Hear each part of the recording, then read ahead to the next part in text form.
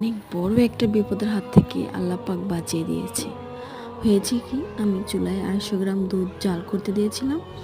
তারপরে হচ্ছে কি, চুলার দুধটা একটু বরফ ছিল, তাই আমি ভাবলাম একটু সময় লাগবে জাল করতে। এই জন্য আর কি আমি চুলাটা একটু মিডিয়াম লোতে করে আমি দিয়ে ঘরে চলে আসলাম। আমার বাচ্চা একটু কান্না করতেছিল, কিন্তু তারপরে আমি ধরলাম মোবাইল হাতে নিয়ে মোবাইল দেখতেছি, আর আমি দুধের কথা ভুলেই গেছি।